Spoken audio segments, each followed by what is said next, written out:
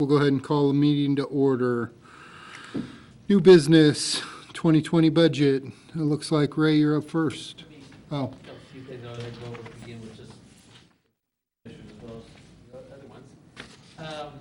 This whole process, what we go through the next couple of nights, Lindsay and I have washed through a lot yet. We still have a lot of numbers that we don't know yet. The one number, of course, is what our ending balance was officially, what carried cash over this year, how we look at the cash carry over this year. I do not want to budget any less cash carryover than we did last year. When you start doing that, you steal from future years. That causes the mill levy to go up. Sales tax numbers, of course, phenomenal. I don't know where it's going to go. I don't know if we have a second wave, how that'll happen. I really believe that COVID may have been advantageous to us, or we bought here rather than bought there. I think the cities like Manhattan that depend on sales tax, you had 15,000 students today's credit card no longer in town. That made a big difference. And all summer, heaven forbid, if they don't have a full football season at home or allow 10,000 people at the game, what's going to do to the sales tax in town? It's a big concern, and I get that totally, and I've worried about it here a little bit, but at least the first time we'll know more. We get the 1/4 in July, then we'll do the May sale. So I think it's good. Some of the things we cut back. I mentioned earlier last night, like on Special Highway, we're going to get less money next year, probably, and for the rest of this year, because it's based on the amount of gallons of fuel sold in the state. Don't know if that's going to be a big, it's going to be down a little bit. Everything, I think our budget, everything's driven by debt. When I got here 5 years ago, 49% of our general fund, of our property tax dollars, went to debt, which meant that if I had to cut $100,000, I had to take it out of the other 51% of the budget because that debt number is fixed. Now we're going to lower the interest rate in August or maybe September, and we don't know what it is, so we're going to make some guesses. So, and that's going to help us a bunch, but we just don't know how much, and we'll work through it. It's not as drastic right now as we thought it could be. It's a lot better than we thought it could be. And I think we'll hold in place. The world, but I think a lot of it's because we've had good budgeting practices. We get done with the next couple of nights, we're going to, Lindsay and I will sit down and scrub it. We probably need to not have our meeting next Tuesday night, the 6th, or the 7th at 6 o'clock. Move it to the following, either we'll have a special meeting the following week, or because we have Tuesday, Wednesday, and with Friday being the office being closed, just to get stuff worked up and get through the numbers. We'll have our year-end numbers by the end of next week, probably. So we'll have more room to work with it. We still can meet to have our budget hearing on the 4th of August, which we can get filed right away. We have to have it filed to the county clerk by the 25th, so no problem there. Initially, I wanted to wait till way anyhow to see a couple months sales tax, but I'm not as worried as I used to be. What was funny about our sales tax last week was our use tax. Use sales tax is what you pay, what we get when you buy from Amazon. Comes through, it's called use tax, come back to us. That's been growing, and we've never budgeted enough for it, but it keeps going up every month. It didn't go up last month, but our in-town sales for the month of April went up. Kind of a weird phenomenon. I don't know why, but and I think with the internet sales, I think the areas like the Manhattan who have more stores or Topeka's or something like that, they lose more because the person that lived in Holton, for say, if we buy Topeka, now buys it from Amazon rather than go to Topeka. Well, Holton gets that sales tax now, Topeka doesn't. And I think those are swinging those cities, and they're struggling a whole lot different. I mean, Jeff and I, Mayor and I were asked at a forum we did, why are we starting cutting like Manhattan is? I don't think we have to. I think we've been cutting for 10 years. And we managed through it, and we're going to manage through it now. So, again, we'll get through 2 nights here. Then we'll find a date, maybe next, February, where we can meet again, and then do our tweaks we have to make to kind of fit it in there. My goal still is, unless you tell me different, is we're going to come in at 48 point something mils. It's never going to end up the same because when we budget, we use that June valuation. If it goes up, and then we had a couple of years where the county clerk didn't adjust it. I said was wrong, and finally, you have to adjust, because it does adjust. Because we worry about total dollars, not mill levy. It's close, but, you know, like last year, our mill levy was set at 48.115. By November, it ended up being 48.345, because the valuation from the June number to November number decreased. I have seen them increase too. When they increase, the mill levy should go down. One year, first year I was here, our valuation actually went up, so the mill levy should went down. She didn't do that. Then the following year was the other way. So, but I think that's just some guidelines there. And again, we'll have some more comments we get through the different items there. Alan, did that sales tax law pass the legislature, or is that just Amazon's doing that on their own? A lot of them do it on their own. No, the state has not passed. We don't get it all. Okay, I was We get wondering. more all the time because our use tax keeps going up, which is healthy for us. I mean, we appreciate that. Yet in our budget for next year, Lindsay and I both agreed that I've underestimated sales tax every year I've been here, and I plan to continue to do that. Because if we, heaven forbid, had a disastrous year, we could get through it. I believe that, a lot of people have told me, deployment was worse than COVID so far. We had the big deployment last year. We had basically 2 months where we had 9 months with 7,000 soldiers, 7,000 soldiers going, and we had a month and a half, 2 months with 10,000. Which means the wives aren't necessarily here, and the families. And COVID side, we haven't seen that kick, and I think we had our low there year last year. Because trust me, as cities our size, we had one of the better increases. Now some small cities, but that we only get $30,000 sales tax a year versus we take in $3.5 million plus $3.7 million a year on both our 1%. Then we get a share of the county. Ironically, our county share, our second month best ever was April, or the month check we got last week. Well, the county share is not, it wasn't. Why is that? Well, county sales tax, real quickly, is the 1%, they have a 1/4% that goes to pay for the hospital renovations back 10 years, whatever that was. Okay, that all goes to the county. The other 1% gets split into 2 pots. This pot over here is based on, this half over here is based on population. So we're 67% of the county's population, the city is. So we get 67% of that half. Grandview Plaza gets less, and Milford and the county gets the rest. This half over here is based on valuation and taxation. Okay? Back in 2012, when the city and the county had equal mill levies, and the city is about 73% of the valuation of the county, 74%, we were getting 73% of that pot. As the county has raised their mill levy by 20-some mills, by 40-some% over a 3-year period, and we kept ours the same, their side got bigger over here. So as they raised their mill levy, we got a little less sales tax. Now this spring, I testified right before the COVID thing at the state because Atchison County wanted to make county sales tax all go to the county. And the reason there's a split, and I can argue all day long, is majority of the sales tax raised in this county is raised in the city. You can pick a few, Grandview Plaza, and a little Milford, and a little bit outside of city limits. Who maintains the streets of those businesses? Who maintains the police protection, fire protection, EMS?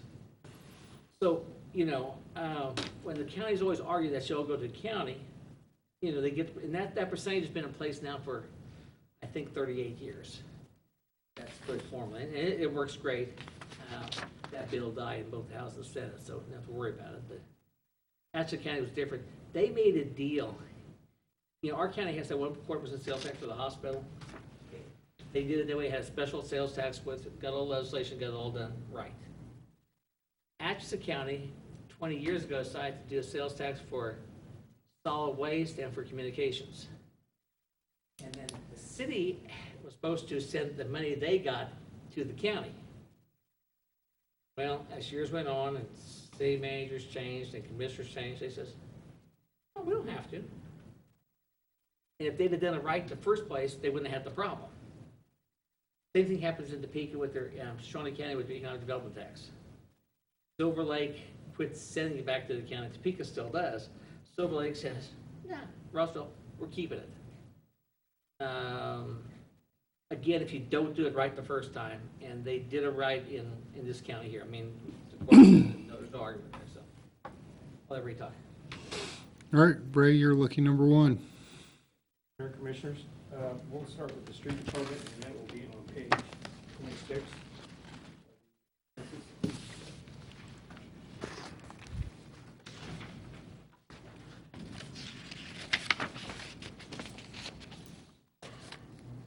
And as you can see on the personnel side, if you go down the page, bottom of top of page 27, you'll see that for 2021 budget, we have 599,842. Up about 21,000 from last year, and I believe that cost of living increase. We have, and we can tuck this back, we have tried to look at a 3% this year. So if we can, I mean, I get that totally. And when we do police tomorrow night, police actually, we still try to do some makeup or catch up in the dispatchers, but we'll tomorrow night. But, and maybe that 3% is too aggressive right now. We have to back up 2 or 1. But I started here and we can come back. Just try to stay competitive too. Maybe we can, but we'll play some numbers out first. All right, if you go to the commodities, one of the biggest ticket items we have there is 0632, and you see that's $170,000. That budget there, that is that line item budget. That is for all the asphalt, concrete, gravel, salt, all of those type of materials are built into that. Go down a little bit further in traffic in 0634 traffic signal parts at 36,000. Most about 20,000, 25,000 is for new different preemption device that we have currently. We have an old device for the siren unit change, the traffic signal change from green to red. We're looking at to do a strobe light. We can test it ourselves without having to call PD or our department to bring the unit up to sound out the siren. So we're looking right now. We're basically looking at 6th and Washington, 6th and Jefferson, US 77 Nash, Garland,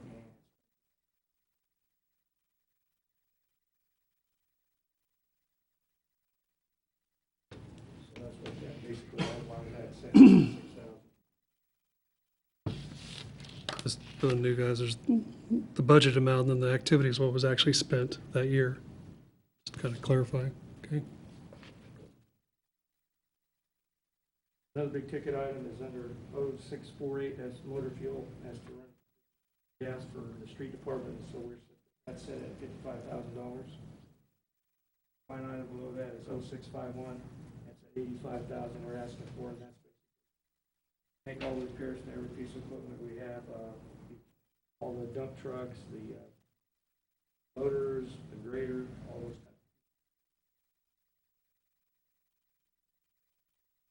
Fuels, we have $12,000, which is line item, and that is basically forms and those type of things, shovels. That is for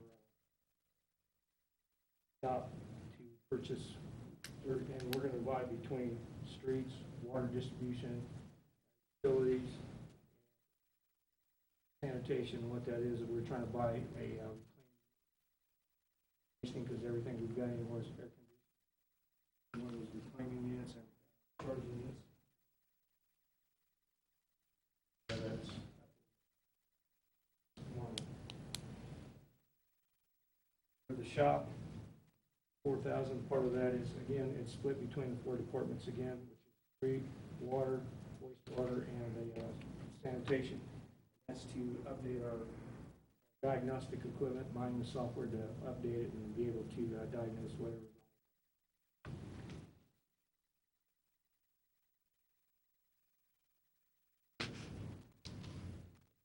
Signs, which is that's the file of the post, and we do all the signs that we need to do. Stop signs, field signs that we have to is good for at least 5 years.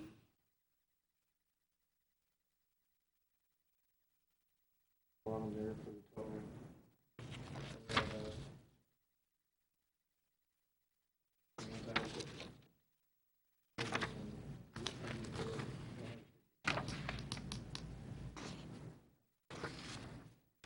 Go to the next page. Page 28, you'll see our contracted services. Under building maintenance, 0715, you see is 24,000. That again is part to redo our roof. We're holding back. We did have in the budget for this year, but we're holding back. We don't spend all that money for that roof. And then again, that's another thing we got to look at.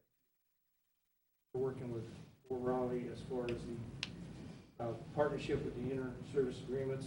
They're wanting us to maintain fire trucks. Us to do. Give them some numbers. We don't know exactly where all that's at right now. So we might be looking also maybe having to move to a different. We have enough exposed to Fort Raleigh to cover.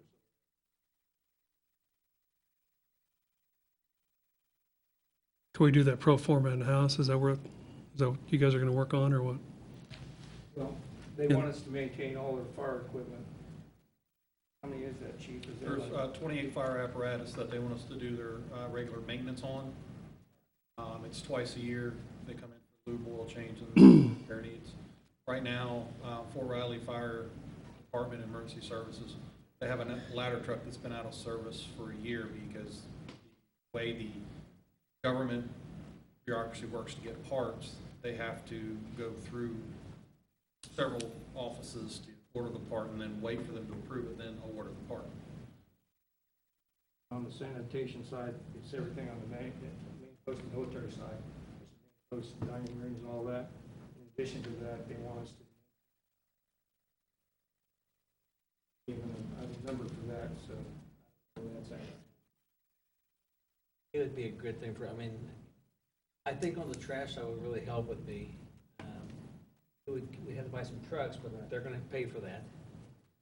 But now it allows us for manpower, because if they're not busy out there, we can bring them in here. I mean, there's some switch manpower. On the fire truck thing, I think it's a win-win because we can hire more people, get the money from them. But we may, our truck parts and their truck parts are the same. So they go through it, and what they pay right now to have oil change. Can I give my example? Yeah.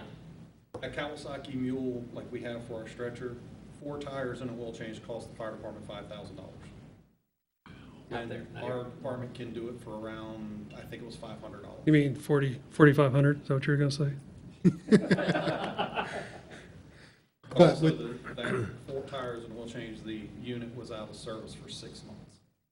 Of course, the Army's pushing to have a lot of And it I is think their it's goal great. to make it It's a great profitable thing. for us Yeah, as well. Yeah, we're not gonna do it if we can't make it work. Yeah.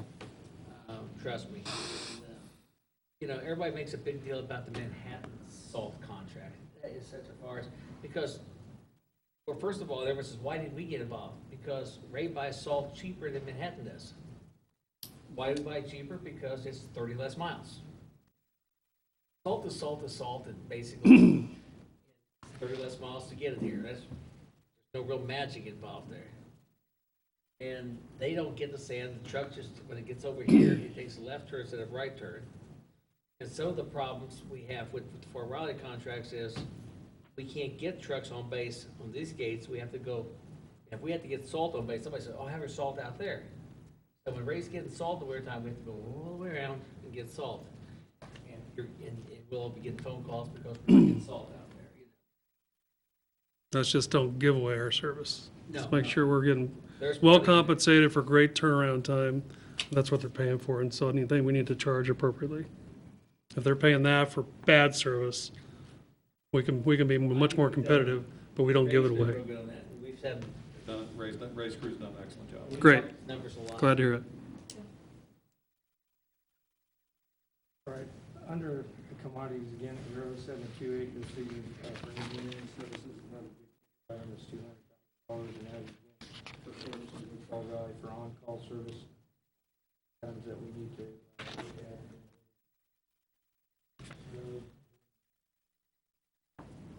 Street maintenance. We may need to push that number up. So it looks low. Except, in all fairness, we take it out of there for engineering for a project that we paid with our special highway money. So it's a tit for tat to some extent, because over here at special highway, we just paid for that money to pay for the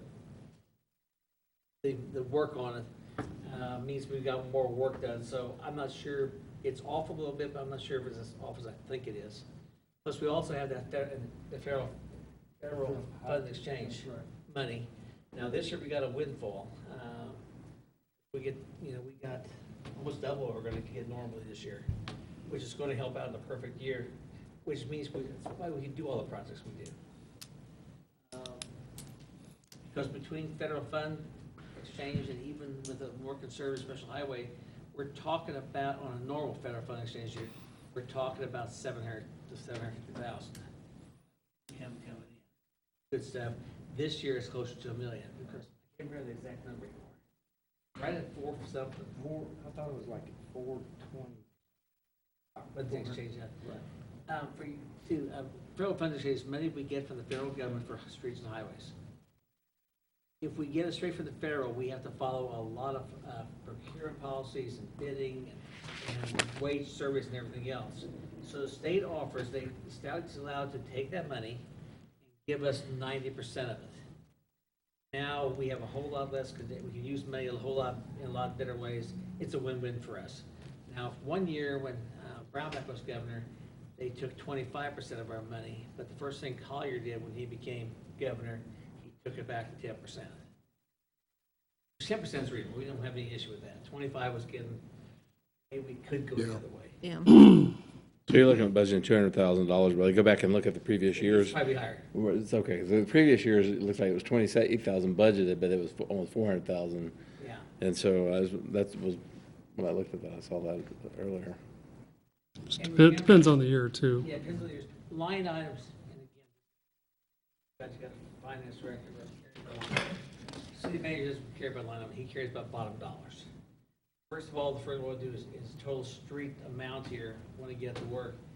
And when we don't overspend the street amount, like look at 19, we spent 3.2 million, but the budget's 3.4. So we had room to work with, and we put those things there, and we can serve what we can then too. So it's a balance out.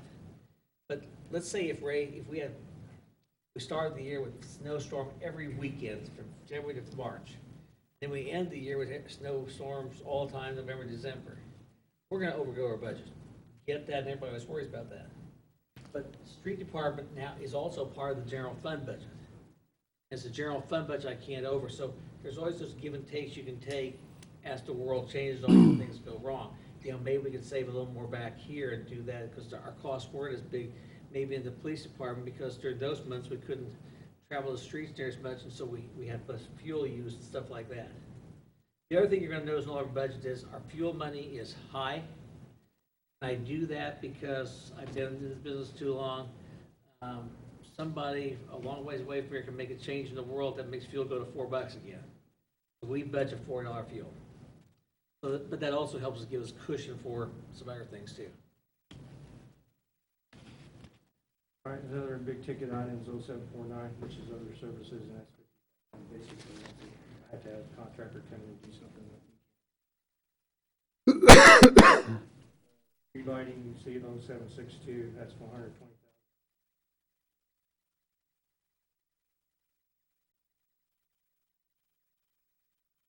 Is that number going to go down in future years as we get more and more switched to LEDs, or is that going to be vice versa? I would hope it would.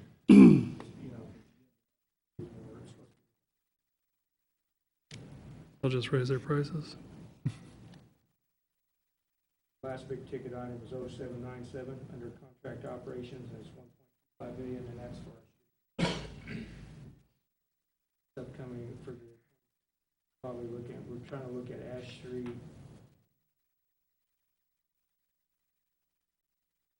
Also some areas like in Wheatland subdivision where they're trying to look at that, see what we can do.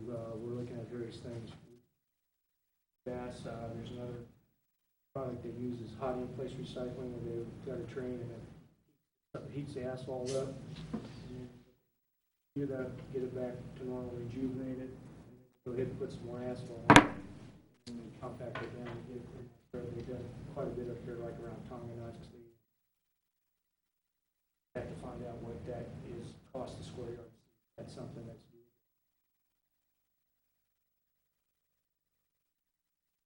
So we'll take a look at these various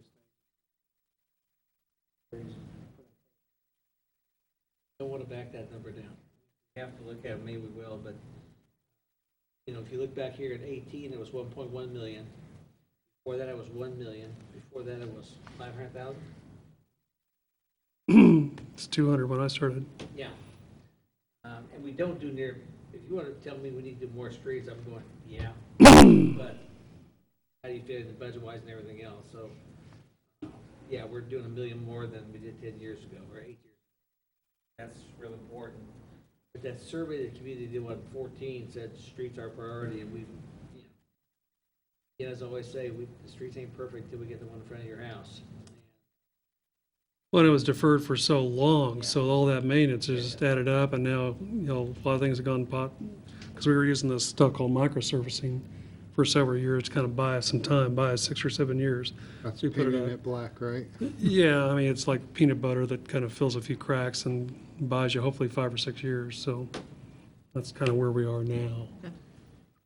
And hopefully this UBAS ends up panning out and being a real good product that we can use in more places. That's what we're hoping for. Yep. That way we can get a lot more done. You look at the bottom total, you look at, we're at 3,415,000 versus last year's budget. That's why we're 100,000 more than we did. Any questions, I'd be happy to answer.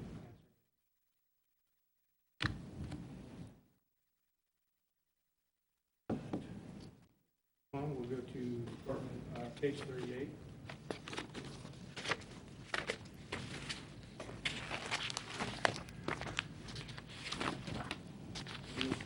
This would be water distribution on the utility side for us. And the personnel, you can see there's quite a big bump, 314,160 versus 1,126. Part of that is we have taken over the meter readers now. Public Works will now be part of that project. So that's why that number is high.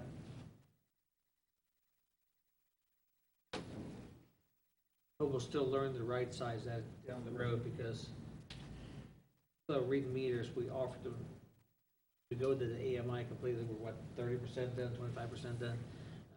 We said we're not kicking you out of this. We always have jobs available. And one said yes. And each month now, I mean, he's still reading meters yet, but it's going to become less all the time. Today, we had 165 shutoffs today. But a year ago, we probably had 130. So I don't know how much is really COVID related, you know. There are a lot of soldiers that aren't moving yet, right? I mean, Oh, yeah, they've been approved to, but they're I think not, that's part of the issue there. And once that opens back up, then it's going to be all at once, probably like an avalanche. Like talked about those guys, even though they are meter readers, we will incorporate them to do.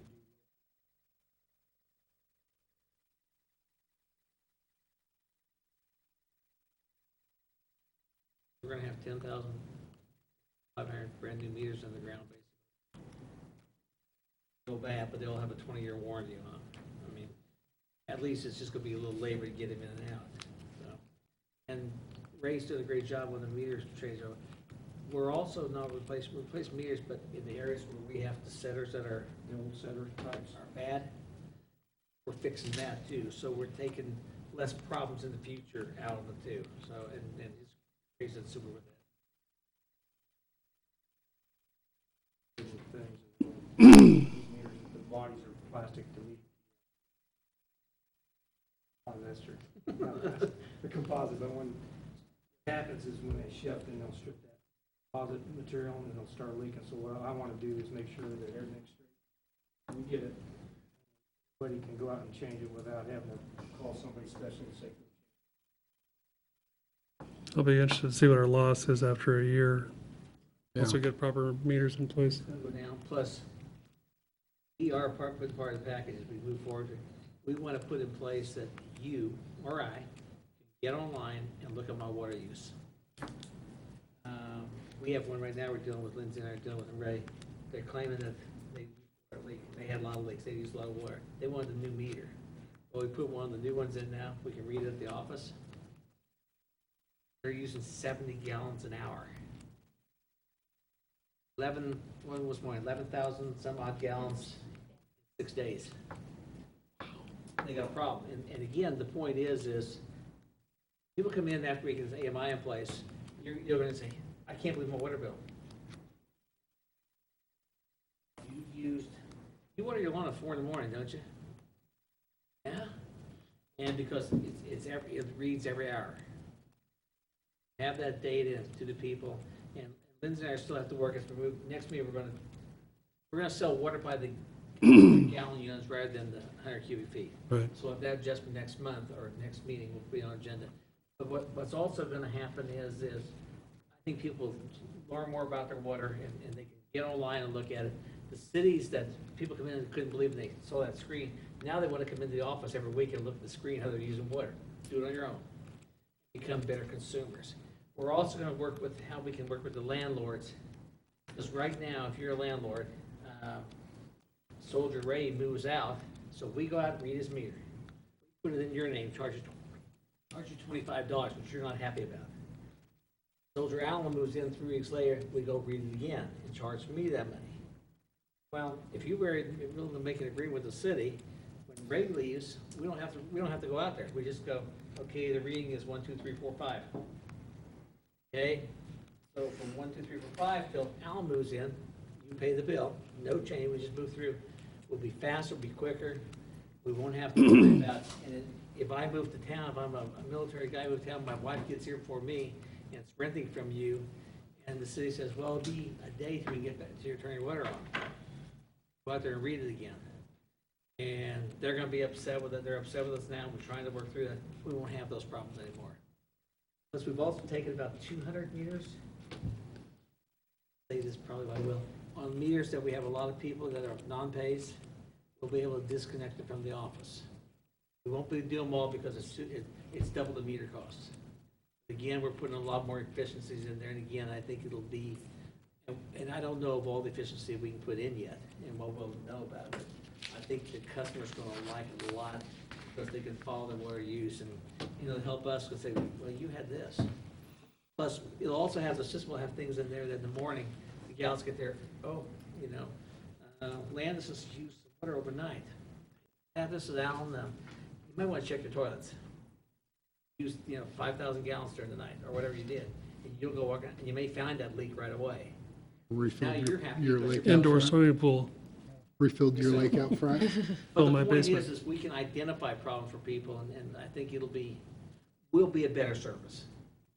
Because I think we'll find some water leak issues too. Good. Also, I apologize on the street when I forgot to. You are asking for.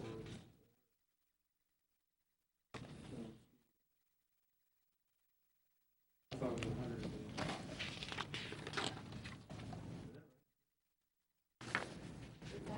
On the capital on page 30 of the street. On page 28, you have capital outlay of 50,000 for street. It said, which 50, we did that. Oh, yeah, I'm sorry. We did that split that you talked about, Okay. what went down. We split between 50,000. street, water, wastewater, and stormwater. Remember that, Ray? Oh, yeah, and then we were looking at, on page 29. It's 123,906. What we're looking to do is, we've got 2 2012 one-ton dump trucks, the bids are shot. I can get them replaced for $8,000 a piece. I almost have to buy a new asphalt roller, that's about $40,000. Back of it, we've got the 2007. This happens to be in the worst shape, about $120,000, but we're gonna split that between the street, water, and water and sewer. Apologize for not going over that. Back to the water distribution, the enterprise fund there. Big ticket item happens to be 0632 street maintenance. Commodities is 21,000. That takes care of the asphalt, gravel, sand, that type of thing. We have a utility break on water main. That money's from. 0646 operational supplies, that pays for all the piping, the clamps, the different type of clamps that we have to get, the valves, those type of things for the water. So you're looking anywhere from 20-inch to 2-inch. I have the valves again. Valves, so. And we're looking to upgrade our system, so.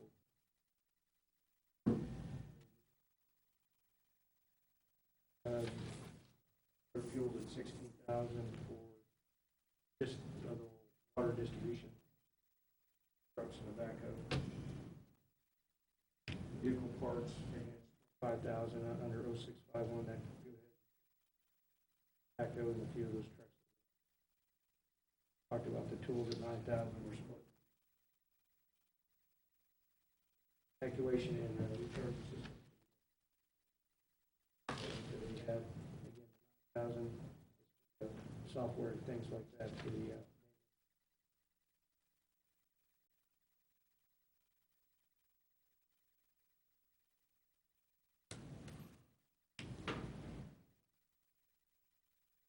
tax services.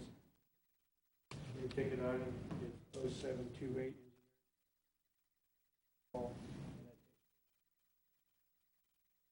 Water, such as water lines, looking at the valves, those type of things. If we can make it better.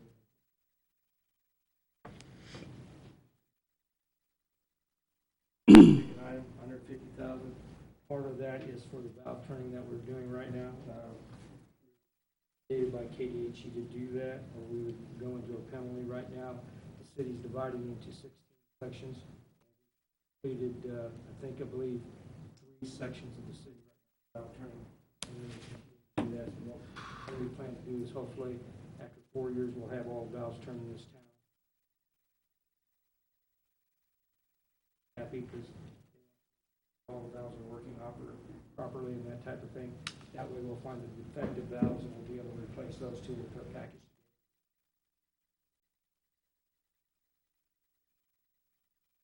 Turn, yeah. Have an incident we had on Perry Street, hopefully we can take care of that way.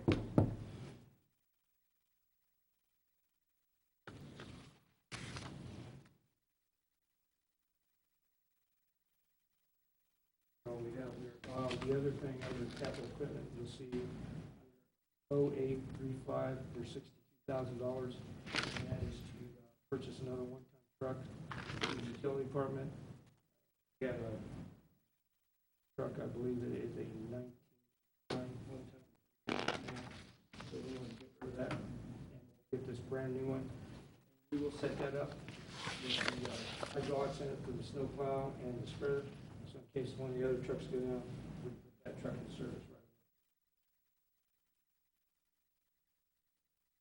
away. And we've got $1,000 going in versus 800.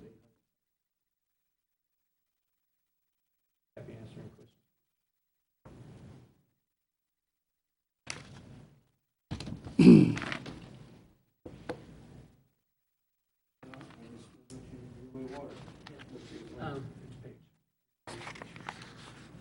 Earlier this year, my full bill, our contract bill ends this year.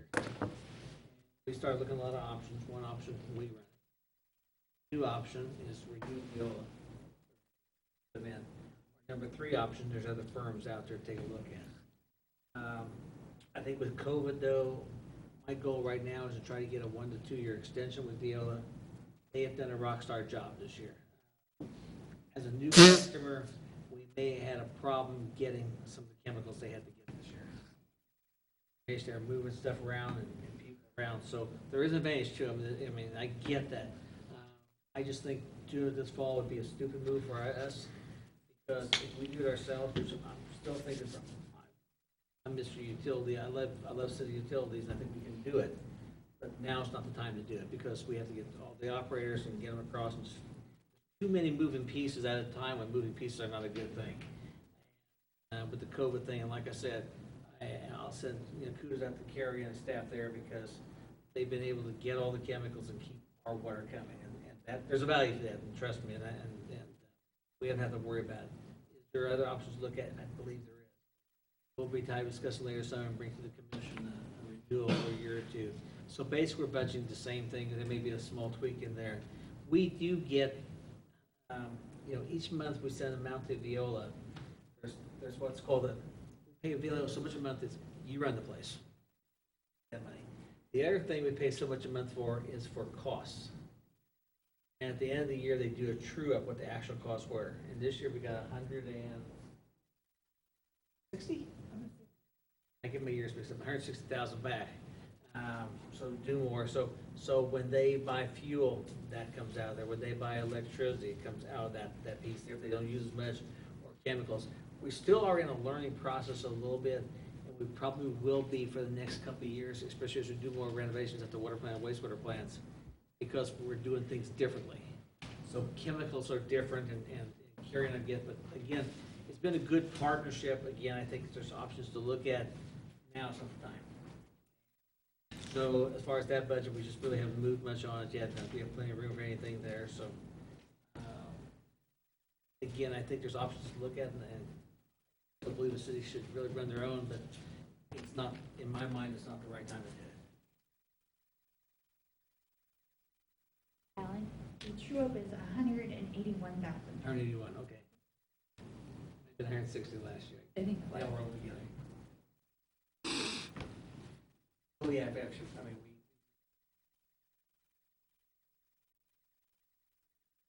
Not any questions of that, we can go to page 84.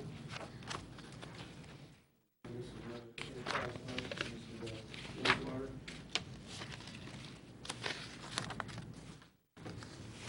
And on that,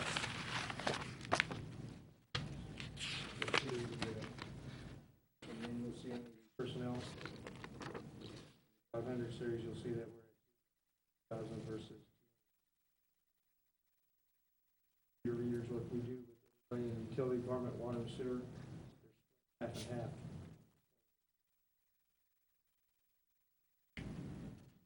So we require those two to increase that. Big ticket item for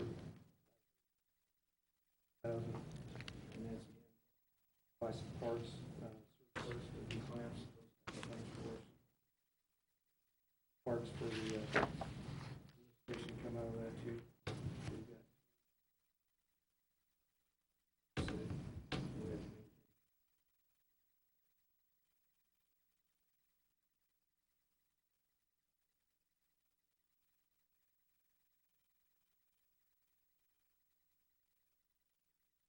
Truck and a couple of pickups. Parts for the vehicle, 1,000. Back truck and a few other. Always running pressure. Got on parts pretty quick. Tools. Part of that is that evacuation and charge. Again, that's part of that paint, part of the diagnostics for the software for that. Basically, just on the contractual side, if you don't have the contractual side, we got again engineering services.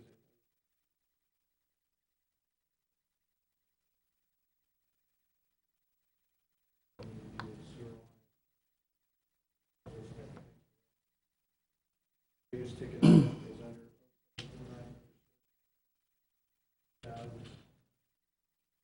we've done, this is the last year to do the annual payment sewer line in the northwest part of town. Part. What we're going to do now is evaluate our system. Right now, I know piping has deteriorated badly. Question becomes how to repair it. Do we dig it up and repair it, or do we do some type of thing called zip lining inside the pipe?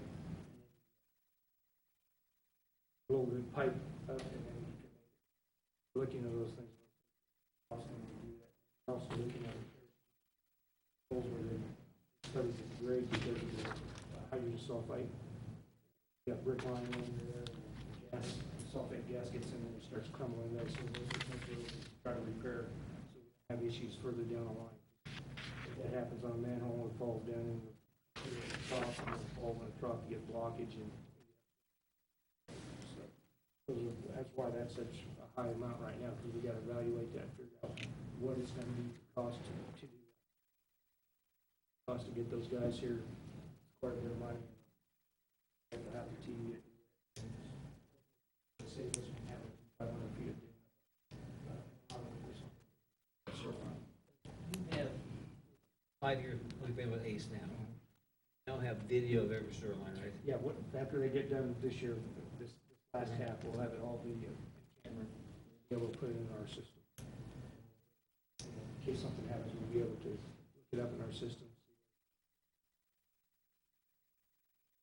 One thing we do with our water and wastewater budgets, we get that budget put on the state form to get our total expenditures. I always believe we budget a lot of money. I throw it in capital outlay just as a cushion water. I mean, we won't spend it, but that's why our water and wastewater bills look high, because luckily, going back to 2015, we started putting responsible rates in place to start getting the funds so we could do all the things he talked about tonight. Have room to do that. And heaven forbid we had a major disaster, we wouldn't have to go rebudget, and we have the funds in place to do a lot of things. So it'll work there when we get to our last meeting on that one budget. But you know, Ray and I talk all the time about start replacing the water lines and sewer lines and moving in the right direction. Very much so. That's our biggest ticket item in the wastewater.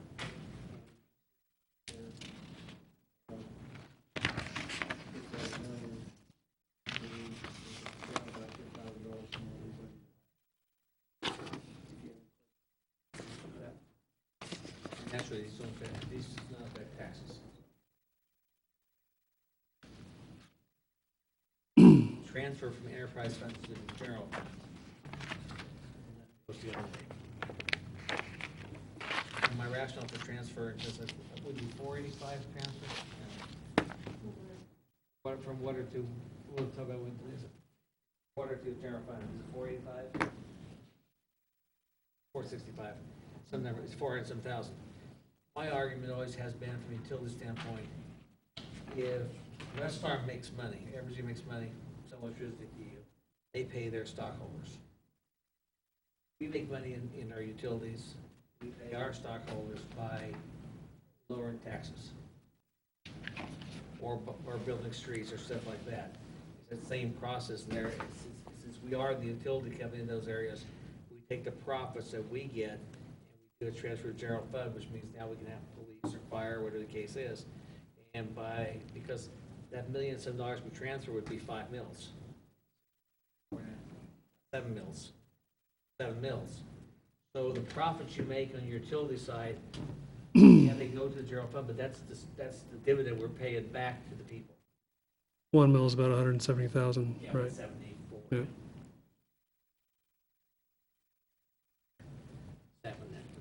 County's just a little over 200,000, 205 or something like that, right? 230. 230, well, it's going up. They're about 70 mills, and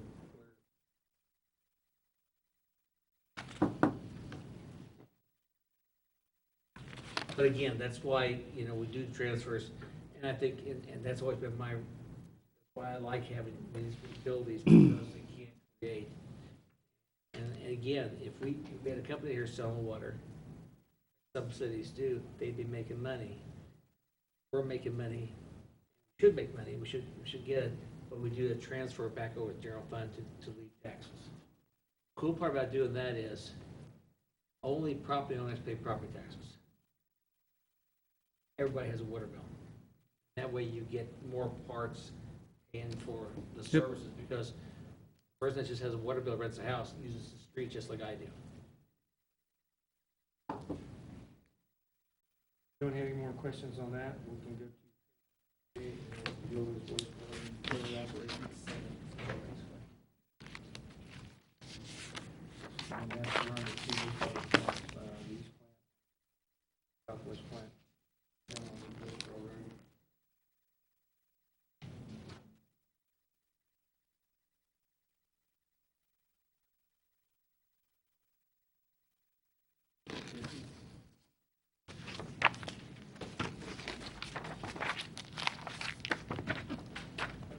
There's stormwater distribution.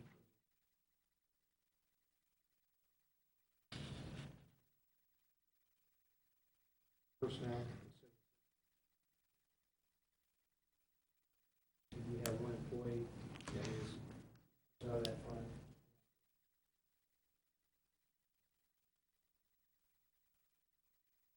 This street.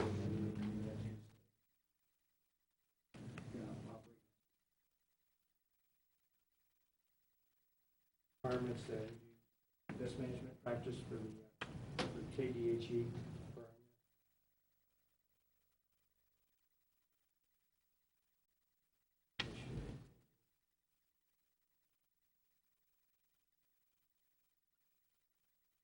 Quantities.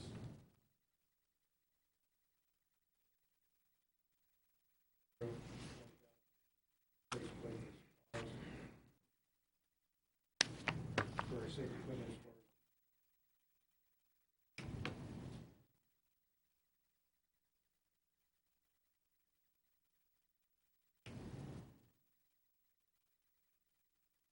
Engineering services.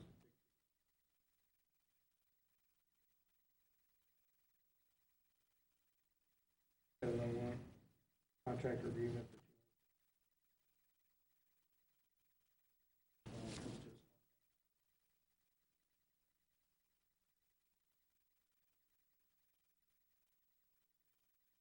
$728 is $150,000. Services, we need something. Various different projects.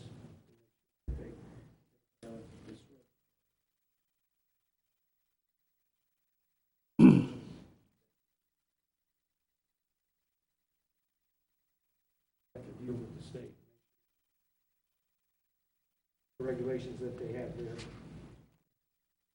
0749 is 75,000, and then that's for all these parts that we buy, piping, inlets. They're pretty expensive. Type of inlets that we buy, there's coffee. One of those is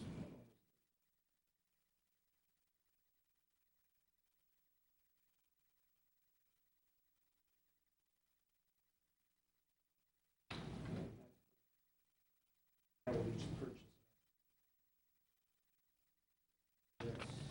It's a 5-year. Yes, right here. Pay half out of stormwater and then half out. Stormwater is a dicey fund right now. We have some big projects we have to do. On north of $500,000. We have Price ravine, yeah. between the water plant and Ed's building. It has to be addressed, and that's going to be close to $1 million. Also, we also have another water problem over by the Manuel Lutheran or whatever it is.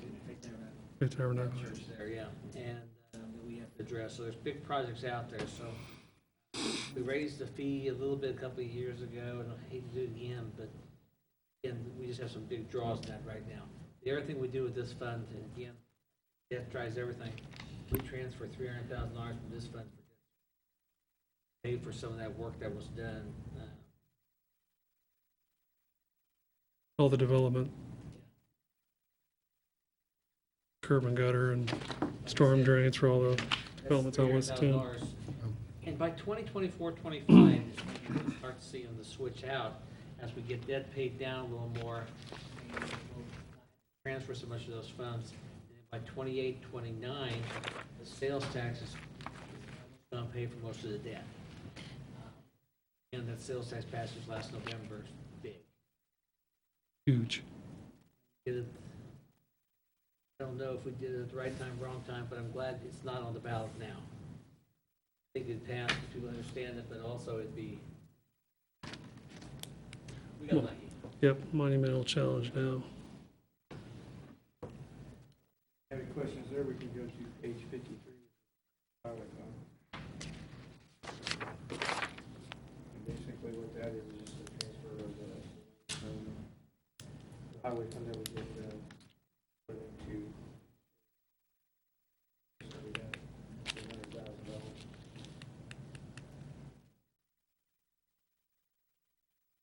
If you have any questions about that, we can use the Water Enterprise Fund that's on page 54, which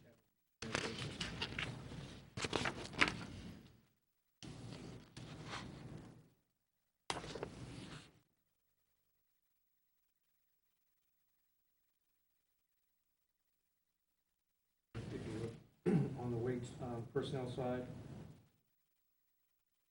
7,832, last year's budget at 426.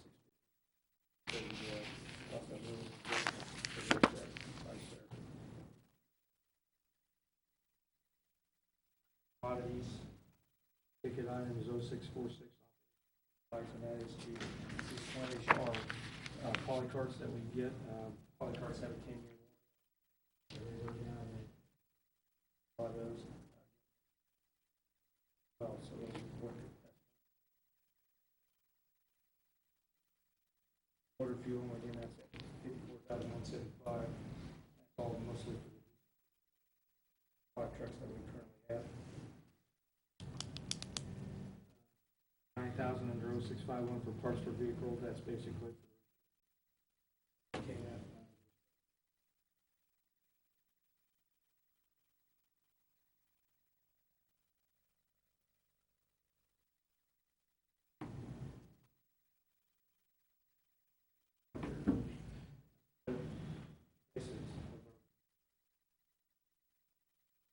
is what we're asking for, a little over 9,000 next year.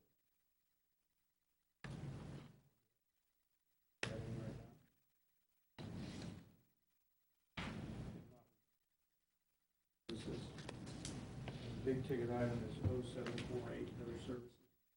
That is, it's the,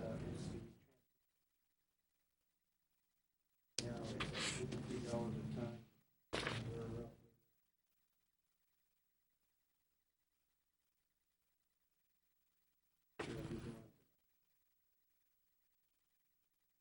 roughly You said that was what, Ray? that's for the transfer. Yeah, but he said what number was 074? 0749. 0749. Okay, you said 48, I'm sorry. That's why that number's so high. That pays for that transfer.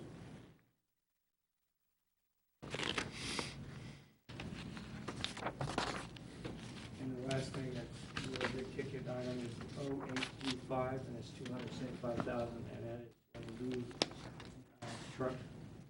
We have a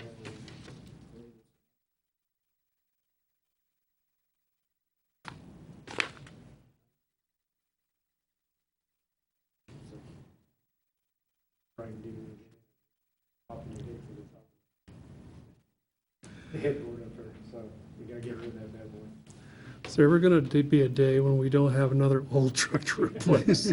I mean, I've been hearing this for almost 10 years, like, we still have old trucks? We I think, bought a I lot think of it's trucks. getting a little bit better, though, because. I know, Previous hearing- administration teasing, it's just didn't- funny, but That's because We're hearing fewer 19s. old stuff 10 years ago. Yeah. You had no choice. vintage. You had the vintage. The cool part about all this, and the good part about it, again, financial management, everybody involved here, is when I got here 5 years ago, Ray needed a backup truck. $50,000, I can't remember. Around 50,000. We had to borrow the money. If Ray walked in my office today and says, Alan, I blew up 3 trucks, we blew up 3 trucks today. We got all of Viola's old stuff too, in Guess what, what? 2012? Yeah, We could garbage. buy 3 new trucks today. We are operating well, we're doing the $165,000 transfer to the general fund. A lot of work's been done by staff and everything else, but it is a good enterprise, and figure what all happens with. Not out of the woods yet. We're better. No, but the point is that's been a big swing in that fund alone, that, again, I don't expect 3 trucks to blow up, but I don't know, because we know stuff's gonna happen, but, and again, now he's replacing it properly. That new truck that you have budgeted, is that something that we can do sooner rather than later while interest rates are incredibly low with, We can get borrow money.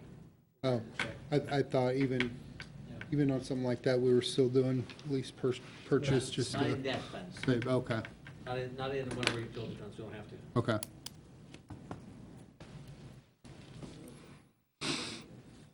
Last one is airport, which is on page 11. The general fund.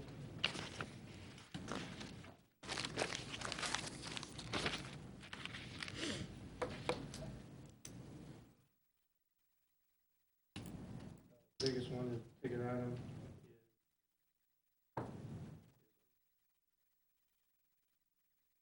fuel pumps that we have out there in the tank.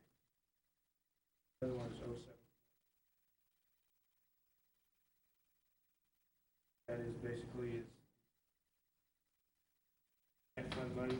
We're looking at doing construction removal. Allows us to get our airport management master plan done and our environmental assessment.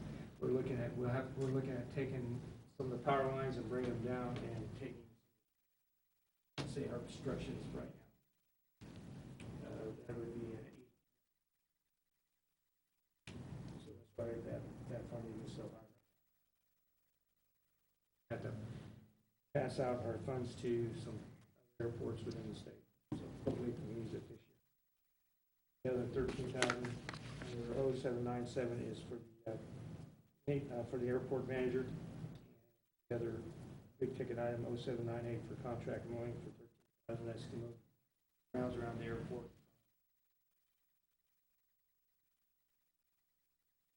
Real quick on the airport, thing number 1 is, we'll massage this a little bit.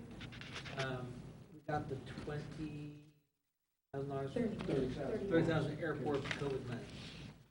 Can pay for salaries, operational expenses for the next 3 years, so that'll help us offset.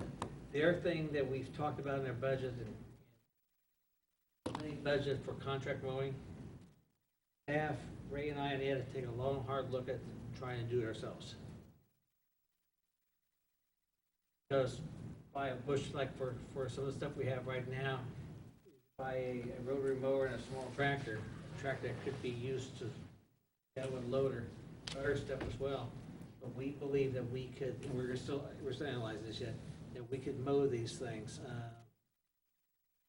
Get them to add stuff to here in a second. It's going to be the same thing there, because I think we can mow some ourselves. Now have to, as a department, I think we have proper staff in place to man that. He hired a new person this spring that I think has a lot of experience in crews like that. So I think we'll start looking at that more. I believe we could do it. A lot of money goes flying out of the window on that one. We could mow it ourselves.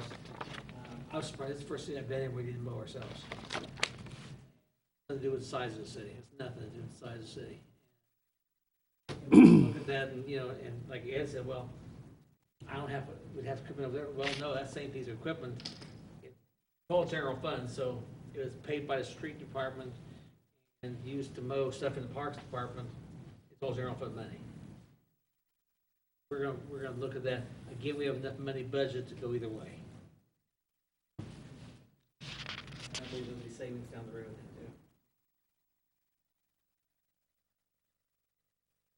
Presentation for public purposes. If you have any questions, that'd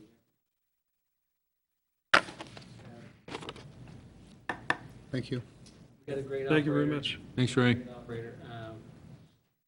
Move we made this spring, as I told you about, to promote Jeff as assistant. Great time to do more stuff that's good for the city. Good. He gets a little sleep now and then, too. Well done.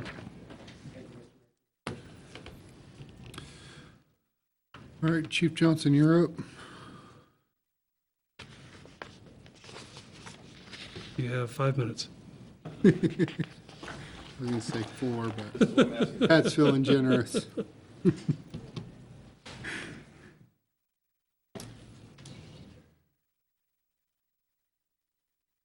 Go to page 14.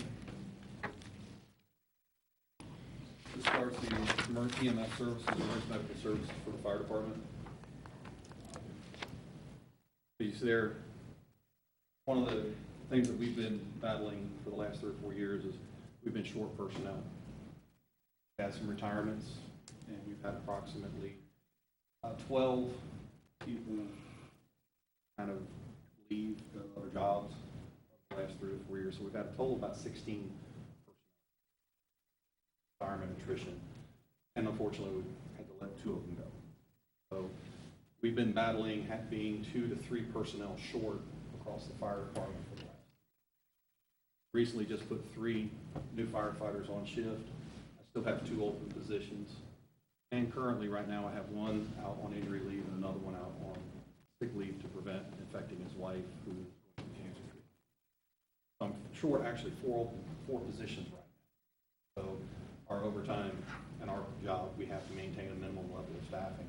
So our overtime runs up. It really trying to do is get a grip on that, but it's difficult to do when you don't have it. That's why the increase in the overtime billing. Looking at the hours, I think for this first 6 months, we're about 5,000 hours of open shifts.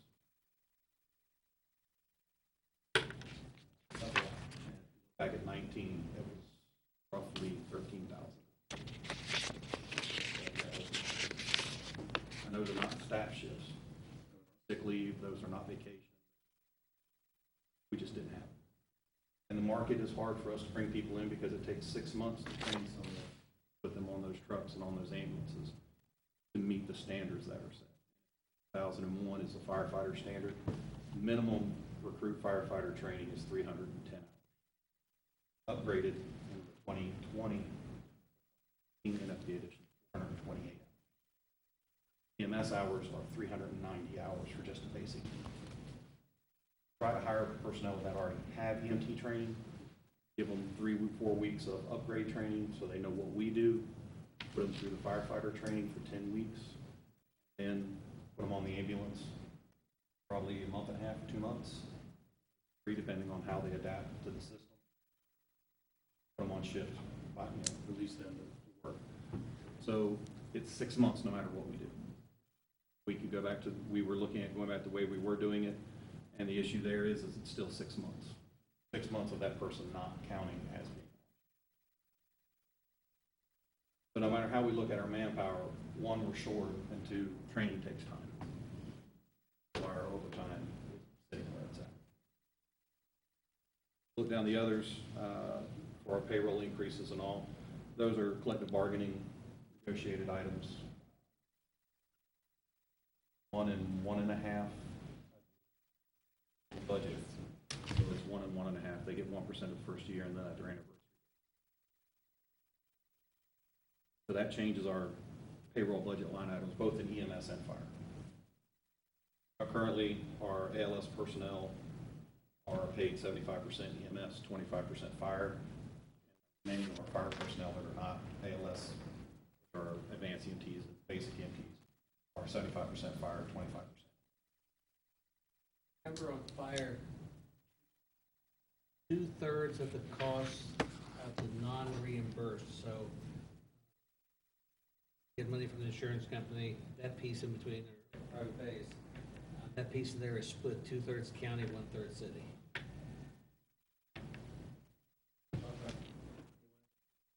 I have a real issue with that because 74% of the, 74% of the tax dollars to the county come out of the city.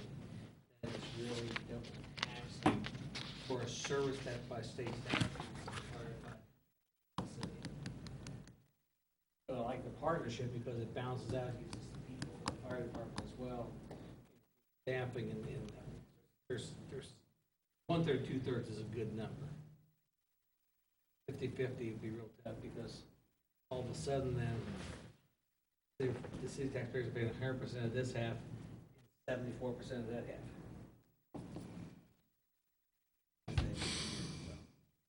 I did some math on that, and basically, if you want to really look at it from a simple, take the 23,000 people that live in the city, they pay $74 a year per person for EMS. Live in the county, you pay $34 because you pay the county and the city. We are paying that portion. But that's where our payroll, our personnel issue of trying to maintain personnel. And as with any emergency service job, you have to find the right people. Some people come in thinking they want the job. First time they get in the back of the ambulance with the patient, they come out, they could just walk out. No, I'm not doing this.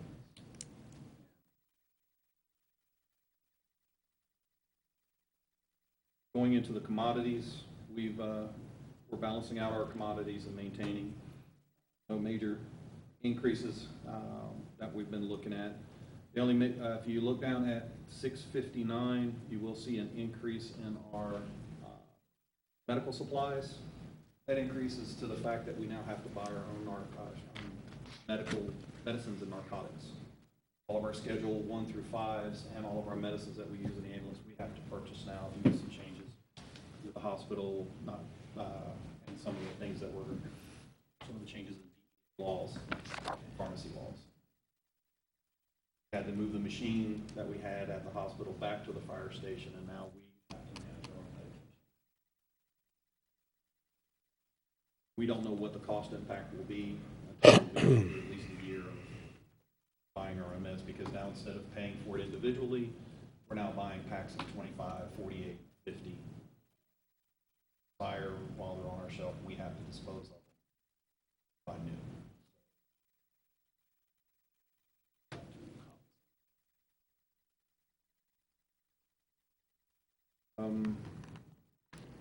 Through the other aspects of the budget pretty much maintains. Again, we have the one that I think we have a conversation a lot about is 757 and 759. This is contractual obligation and bad debt expenses. This is money we never see. Estimated funds of money that we never see for EMS. Our compensation rate from private insurance, Medicare, Medicaid, VA, TRICARE is roughly 35.45 cents. So if it costs us $1,000 to run a call, we're going to probably get $350. And if it's Medicare, Medicaid, TRICARE, VA, we cannot bill the patient. So that's where those numbers come in, is what they're not paying us.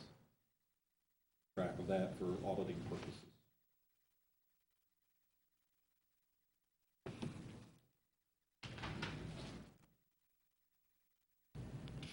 Other than that, in EMS, we do have our lease purchase obligations where we're paying for ambulances that we've purchased.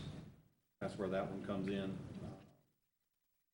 Right now we have 2 good front fleet ambulances and 3 good backup ambulances. Maybe looking at next year, 22 or 23 place, but the next ambulance in line is a 2000. And it's getting on. The average that we do approximately 30 to 40 transfers between GCH to Manhattan, Salina, Lawrence, and those areas. The mileage adds up. Are the vehicles that we are purchasing now, Freightliner that we purchased is holding up really, really well. That being our standard. Roadworthy.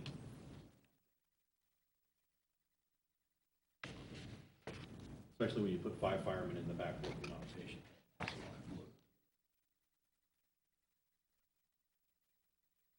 those options for us for our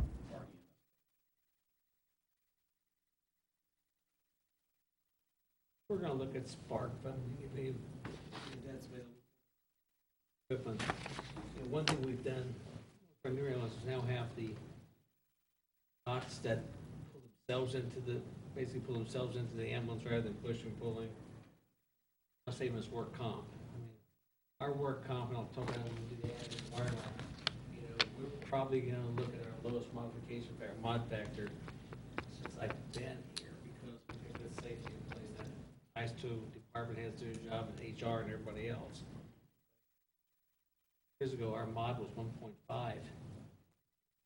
Probably it couldn't fall below 0.9 this year. Means that's 60 cents on the dollar less comp insurance. So by buying those equipment, no, we don't want men to get hurt, first of all, but secondly, there's a real financial situation here too. These lifts can take up a 700-pound patient, so pediatric patients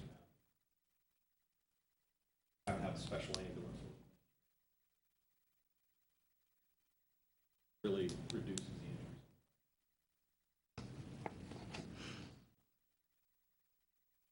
injuries. 804 at the bottom of page 15, what was the big purchase in 2020, and then it's going back down in 21, it looks like? Oh, equipment. When we were looking at doing certain purchases, one of the things we reduced EMS equipment was that we're looking at grants more. They have actually changed some of the wording in the AFG grant so we can start processing more EMS equipment. But also, right now, we're healthy on EMS equipment. We have 5 brand new monitors that we've leased purchased. We have 2 ventilators, something the department's not had. Well, the problem is we're still waiting on filters for the ventilator, which are on back order. And that way for Can't just go to the Ford dealership. if we could get them, again, anything that we're purchasing filter-wise, mask-wise, we're competing with the federal government, hospitals, competing with, Yeah. it's a bad market right now. But we do have those ventilators, so when we finally do get the filters, which we're supposed to ship, I think they were supposed to ship today. Get them, we can put them in service, so we'll be able to provide CPAP and BiPAP ventilation for patients. We need that. So then that improves our ability to do more severe ALS transfer.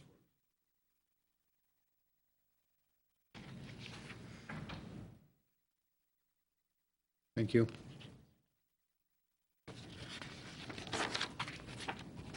If we go to page 24, this is a fire budget. Again, with our overtime salaries, that's a manpower issue. It's purely what it is.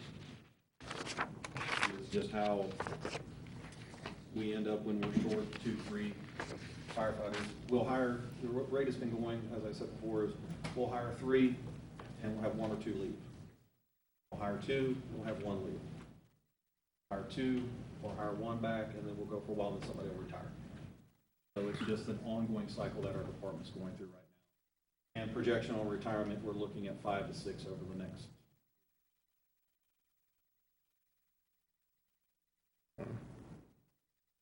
We're ending up with a younger department, but we have to go through that process. And at least we're not like other larger departments to where when they have a retirement session, it's 30 guys at one time because they all got hired at the same time. They all leave at the same time. Kansas City, Topeka, all face that way. You guys do some recruiting in the high schools too, don't you? We do recruiting everywhere we can recruit. We go to the community colleges that provide fire science programs. We high school. We're even looking at teaching the EMT portion of the class in our recruit school. Hire people live here that want to Sure. stay here. Makes sense. But again, that's a overtime expense that we have to look at because of the training time that's involved. Talking about going from a 12-week process to an 18 to 20-week process. Is that something where military service and training can apply or isn't necessarily applying towards with state regulations and that sort of thing? Well, since early 2000, 2004, the military, if they're a medic, they are actually nationally registered. So Well, one of our paramedics, DJ Anderson, came out of Fort Riley as a medic, as a paramedic, and we hired him, trained him as a firefighter, and he's an outstanding. So we look at all those options for hiring people. If someone comes to us that's fully trained, it'll take less time to put them on the truck. Get 20 to 30 applications and 4 people show up on assessment day. That's our problem, and that's a problem across the fire service. Manhattan has 7 or 8 open positions, and I think not this recruit class, but the one before they had. Topeka's run 3 hiring sessions for 20 positions and had 12 people. Kansas City, Wichita, same thing. They're always. So we're not the only ones facing this. Even departments our own size, Newton and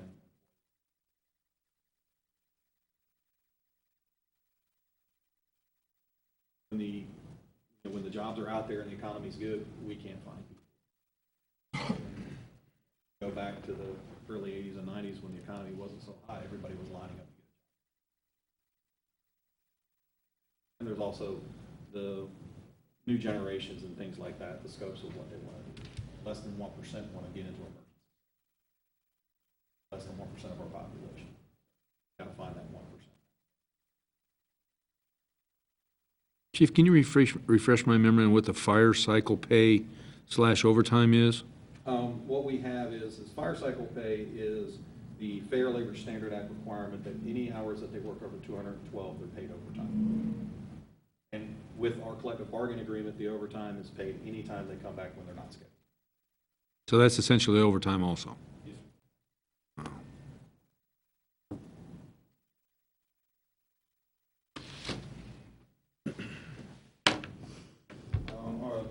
Any more questions on commodities? We've, again, on the same with this budget, we pretty much held where we were last year, starting to balance out with our equipment needs. Still, we're always going to have them, but we also are constantly searching for donations, grants, programs that we can get into that allow us to get it less expensively or through a grant and get it for free. We've been doing pretty good so far on that. We're still waiting on 2 AFG grants right now, find out what the results are, so that we can continue to improve the department. Hopefully, we'll get our AFG grants. Keep applying for them. Last year, there were 8,000 departments that applied for AFG grant, and 1,200 of them were approved. And they ran out of money. Same way with our forestry grant this year. 115 departments applied for over 1.1 million, and they only had $300,000 to issue. So the competitiveness of it is very, very tough. Down to our, if you go to page 26, we have our budget. If you look at the training budget, the 675, you see there's a slight increase there. CAMSO has, again, you approved the agreement with CAMSO for $4,000 a year for training. By Find Space services for them.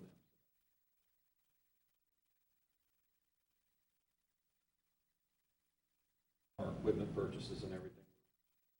Just trying to keep, we're getting into the mode now where we're looking more at replacing worn out equipment than.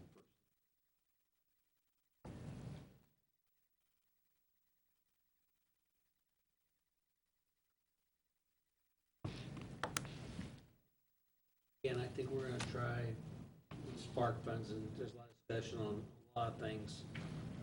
Maybe very applicable funding, which is going to help out equipment. We've had discussions, at least radios are ready to update radio systems. Radios for the whole county. Actually, I sent that to you today. I haven't had a chance to read it. To do a complete replacement of every radio in the county and to go on the state is $2,175,000. That's every handheld, every mobile, every mounted piece of radio equipment upgraded to the current standard and put on the state network. Which, if we tried to do it ourselves, we would be Raleigh County's paying. What we've talked about in conversations with counties, I think Bills have agreed that we want to try to spend all 6.3 million. Right, so we have to give any back afterwards. A lot of projects out there we're going to be looking at, and the EMS ones, of course, COVID related and prevention and equipment.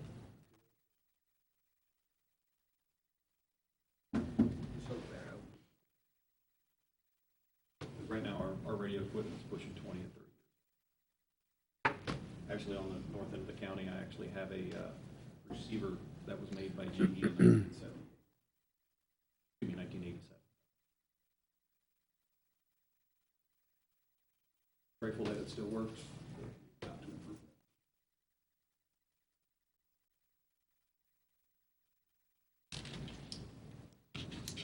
that. Any questions about fire? Nope. Fire reserve, we're just building up. My goal has always been on fire reserve to try to get that to $1 million. That'd be, is it 2 mills? Yeah, 2 mills of fire reserve. My goal is the point that when he walks in someday and says, "We blew the truck." Okay.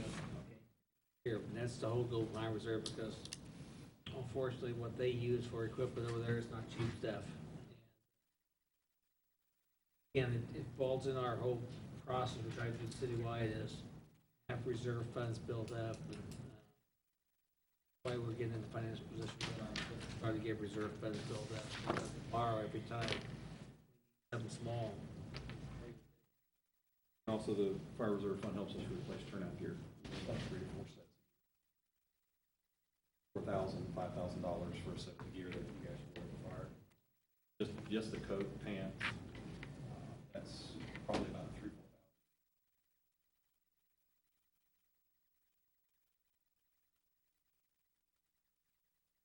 One of the things we have to look at down the road, which we're hoping, again, get into is our air packs are coming up on 10, 11 years old. So now it's time to look at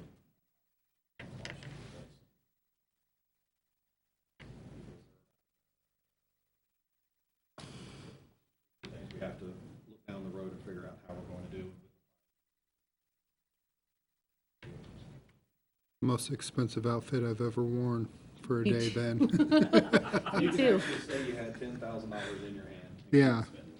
Yeah. Any questions on that, or any questions for Chief? Thank you. Appreciate it. Mr. Lazier. I'll go quick, and Nick and Donna don't take too much time. Okay,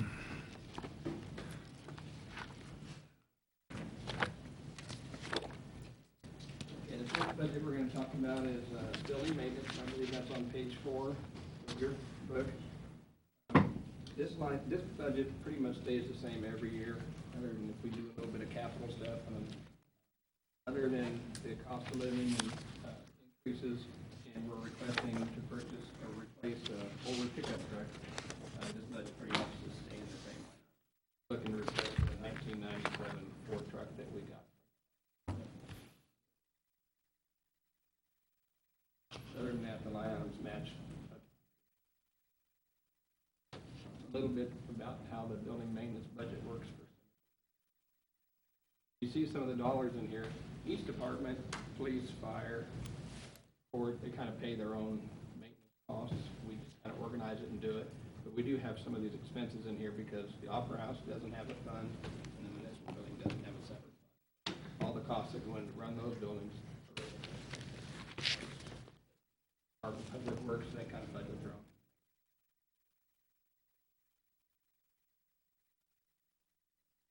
You had that capital outlay, is that the truck?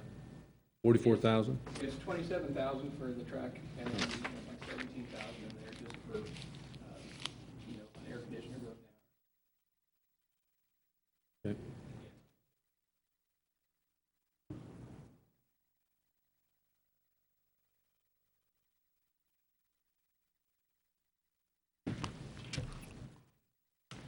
Next one's on page 6, and that is parks maintenance.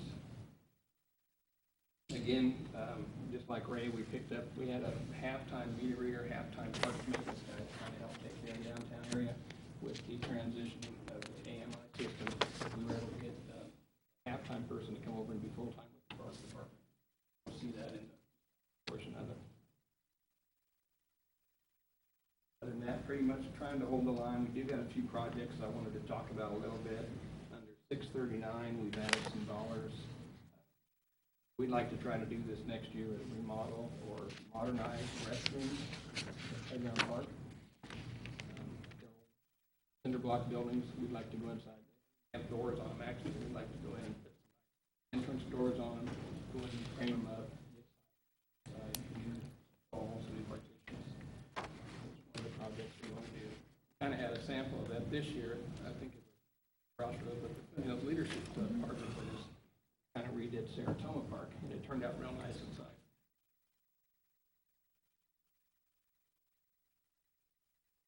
That's in the parks budget for this year, is trying to go along with that new play equipment. Next month.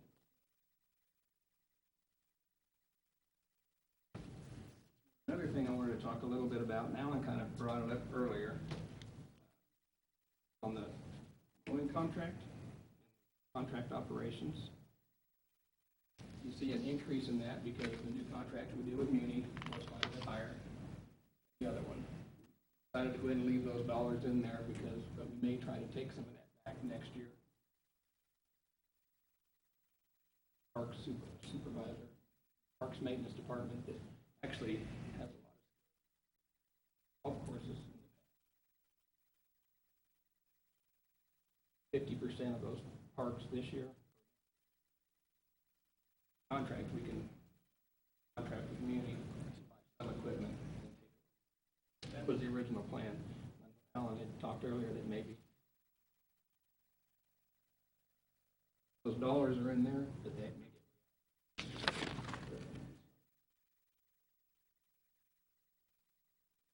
And that's on the contract mowing, and then contract operation.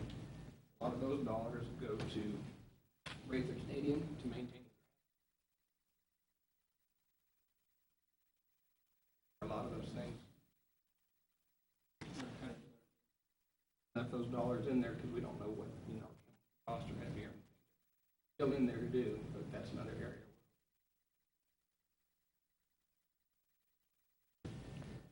And any improvements on the ball fields or anything that we're gonna do on the ball fields for next year? After last year, all the fields are up to grade. Have we seen a lot of use on Sertoma and on South Park now that we've, Well, COVID fixed changed them? things, but yes. Yeah. But like, we didn't have a girls softball this year, but there's enough junior baseball. The junior baseball now is practicing on Cleary as well. So all the fields are getting used. How's North Park? I haven't been there forever. no, it's okay, not bad. Pretty good. I've been up there, The fields on all our places look pretty good. yeah, I'd agree with that. Over time, Does that need to be reseeded or what? You be leveled out kind of and then reseeded. They're getting, There's no water, is there? Hmm? Is there irrigation? in the ground, on field 4 there is up there. And that's the one that's probably the worst. And then field 1, 2, and 3, we have irrigation just on the infield. Should we be looking to do something about that?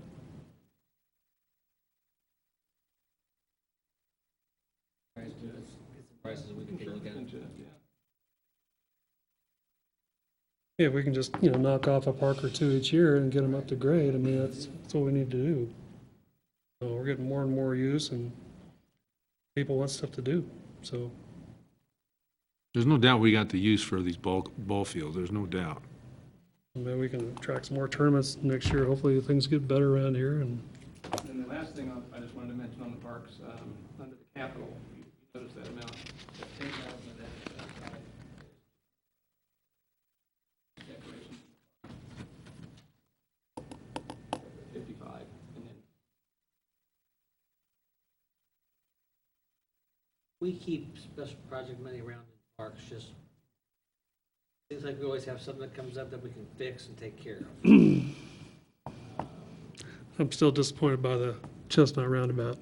It's just kind of, Not there yet, I agree. spent a lot of money on that thing and it looks like nothing. Yeah, I could have done that, you know, blindfolded. I mean, you could,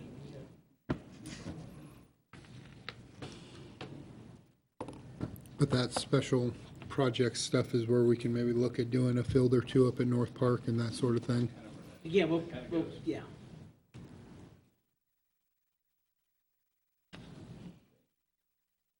Josh can't be here tonight, but the next one's the pool. He's home not feeling good.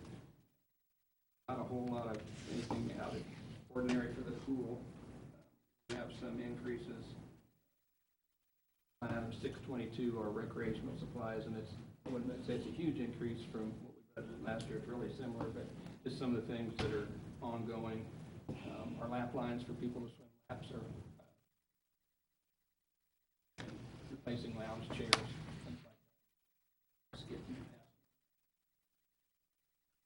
Stuff on that. Pool in general.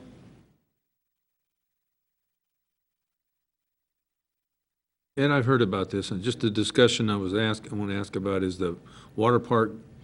There was some, I heard, and I don't think it's from a city official, but I've heard that you guys were talking about closing that off and opening up that water park area to the general public, kind of like Manhattan does in their park, which I think is an outstanding idea, to separate that from the rest of the pool.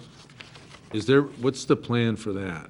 That was brought to our attention, and at that time, that's been a couple of years ago. The water park itself wasn't set up to run by itself with nobody monitoring it. Past 2 years, we have got all the equipment in place. We've got a separate chlorinator. It's not connected to the pool anymore. Separate acid controller, separate pump now where you can just walk up and push the button, just come on and run for like 15 minutes. Next step is just moving the fence. Somewhat on the radar for this year.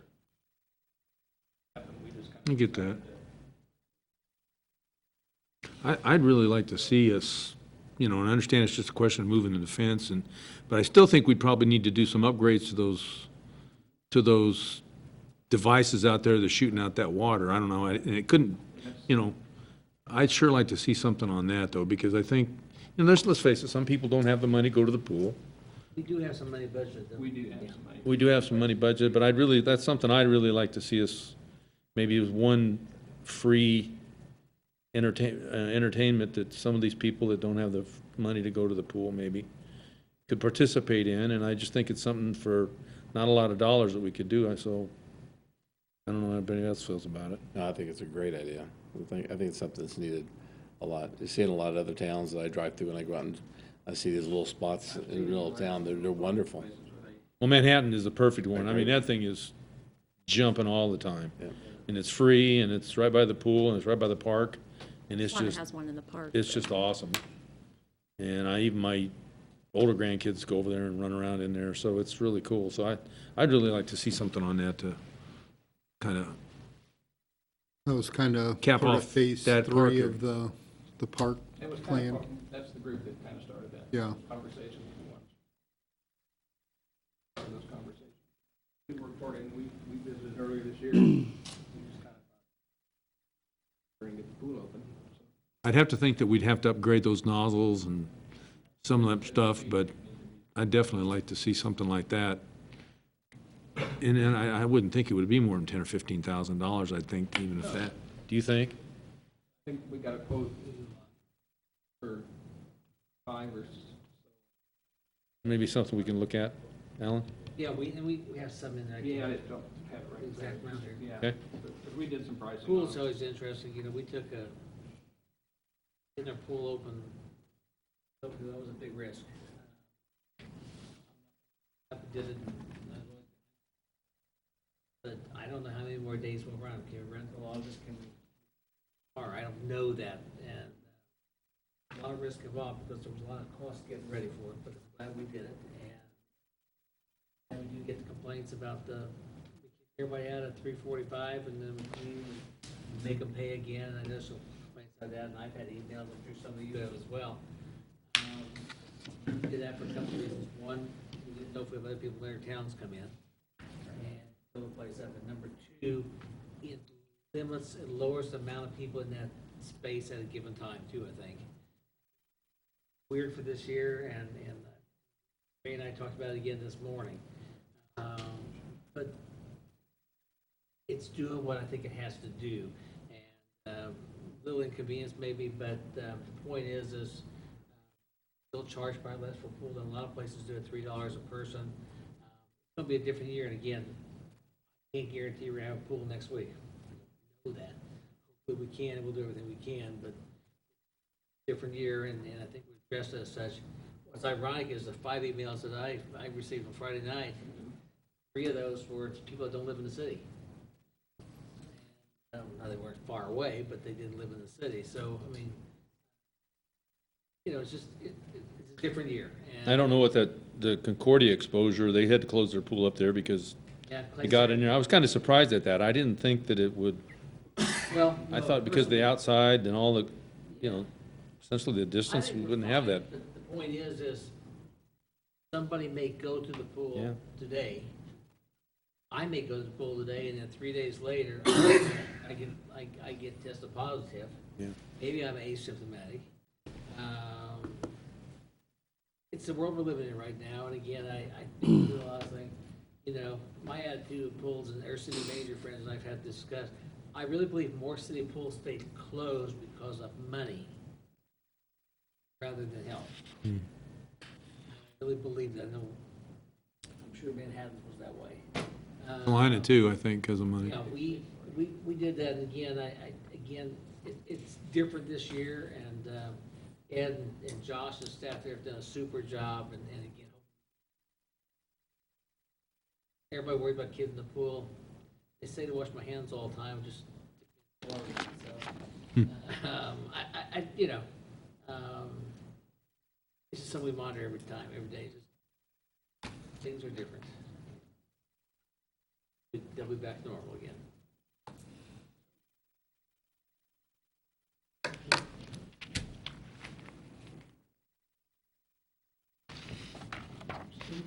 Page 9. Big item in here, what we're looking at. Right to it, everything's real similar to what our normal operating is, with the exception of this year, we have capital improvement to get the roof repaired. So the next item is, I think the density was 2,000. Still has the original carpeting in it, so under 749. Got an estimate for around $34,000. Try to replace all the carpet. It's got a changer in there. Remember, I don't know when we're going to spend city. Said we kind of take the stand not till September 1. We're going to have to make that decision a month and a half out with the hire staff again. I don't know when the date's going to be either, you know. I mean, when we decide that it's worthwhile doing. And I don't, and again, I don't want money to drive everything, but I don't know if I want to open it too soon when I'm not going to get any kind of people showing up there. Great place, I get all those things, but I think it's a balance that we're going to have to figure out here. And Is the putt-putt part out? It doesn't operate, does it? The golf part in? Fountain? The golf at Spin City? Nobody uses it.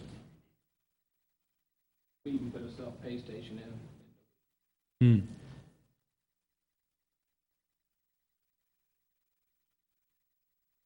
I don't think that's as popular as it used to be. I like when we were kids, Yeah. Good one, Alan. We can take some of the features out to Rolling Meadows. life was different back then. Yeah, That used to be a thrill, wasn't it? yeah. Questions on the skating rink, guys?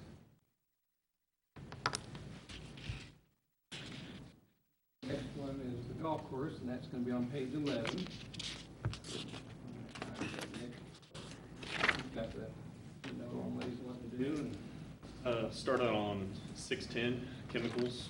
We're trying to stretch dollars too thin with chemical prices rising, and there could be another hike up. We don't know what's going to happen next year, so a few extra dollars in that line. Tools, pretty big increase in 652. What I'm seeking there is a compact turf tractor and a greens rounds mower. The greens rounds mower, we're lucky to get 9 holes mowed a day with them. It should last 18 holes and more, but it just doesn't. Fuel pump's going out of it. It's $5,300 for the fuel pump. Mower's worth about $2,500 when it's operational. The tractor is operational now, but this is kind of a get ahead of the game. If that tractor goes down, we're in trouble. But the tractor's easier to find than a green surrounds mower since it's more of a specialty type mower. I don't think they can see it, but what he's asking for on the surrounds mower is around $17,000. Yeah, mildly used one. The new one's about $27,000 to $33,000 for brand new. Tractor, he comes it in like $28,000.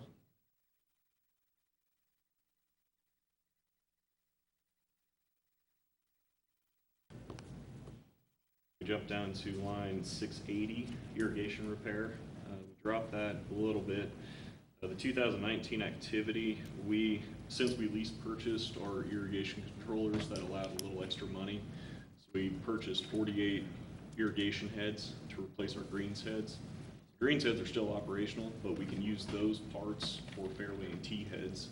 So we were getting ahead and replacing greens head was our key component to an irrigation system on the golf course.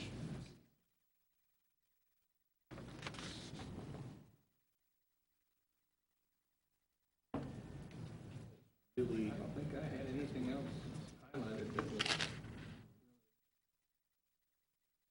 That's all I had. Happy to answer any questions. Tell the commission how receipts are, this is phenomenal. We're trending in the right direction. I would like to think it's conditions of the course, but I feel it's a little conditions and COVID related, but I think the exposure has helped. Right now, I don't think June numbers are in yet on the revenue side, but we're sitting around 200,000 for the year range, 50-ish thousand ahead of last year. The right direction, but still we have a long ways to go. Have you been able to have tournaments? Our first one this past weekend, the Brigade's July 11th, or the next one. The people that had to cancel early in the year are trying to reschedule for the fall. We'll see what COVID brings at that point, whether they can have them or not. When's the Coors? That was That this was past this past- weekend. That was the Yep, Coors? that was this past weekend. I heard that was well attended. It was, yeah. Good. It was a good event, good turnout. Wish it was a little cooler. One of the operational changes you made was allowing people to do their annual fee. Yes. Really the winner. So Instead of having to write that check. our membership before was about 65 members overall. We're at 108 now, and about 34, 35 of those are the monthly fee payers. So allowing those people to pay at their own pace has helped them out tremendously, and it's paying off. Can they cancel like in November if they want to till May? You have to be a PCS or Okay. leaving. Otherwise, if you're a general good. citizen, you're tied in for the 1 year. Good.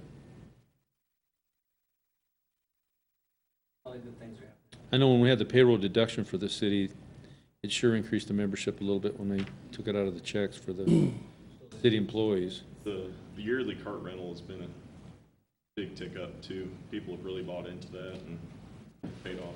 Good. The 8 additional carts that we purchased last year, we greatly needed those this year. They're very nice compared to the older ones. Just be a good turn. Else for the golfers? The last one would be the community center. This is one of the rare cases, I believe, for actual requests went down slightly from last year. This is you just kind of point out a few of the projects that we are wanting to do, wanting to just upgrade and get some new, some of the new tables and chairs for her kitchen area and stuff like that. Our cameras getting old, we're slow, we're just constantly upgrading the security system. We're outside, never inside, outside, but we need to continue on those cameras. Last thing, and Donna, maybe you can help me out a little bit here, talk about your purpose for each floor. Well, we've been talking about it for quite some time, but it's never quite worked out to be able to replace it for one reason or another. For example, air conditioning and heating is more important. And we had some trouble with our units on a roof. So currently, the floor is the original tile from when the building was built. And a lot of it is cracked and icky and pulling apart and all that kind of stuff. And that's where we do our exercise classes. And it's really not good for you to do the exercises that they do on that floor. And so the goal is to get a good exercise flooring, but we also have to have flooring that we can have tables and chairs and high heels on, because we rent that out as a party room as well. And so you can't just buy a normal, the real squishy, I don't know how to describe it, but the squishy kind of that you see in exercise facilities. So you have to have something a little bit higher grade so it can take the chairs and all that kind of stuff too. So we've got a couple bids. That's just one that's been on the list for a few years, and we just Yeah. wanted to let you know. We're still trying to work on that. Is that in the budget for next year? Not necessarily. How much is it going to cost? If you put in what I want, or what we could use, there's two different. A good flooring could cost up to $25,000 to $30,000. What size room? It's 40 by 44. How long did you say it's been since it's been updated? 1997. Yeah, so it's time to do It's some just updates tile. and, It's just old tile. Somewhat like a laminate. Well, we've looked at several, but somewhat like a laminate, but it's got, between the laminate, it's got foam where attenuation. Yet not where it not. Because they have the Zumba and yoga and stuff like that is in that multi-purpose room. I'm sorry?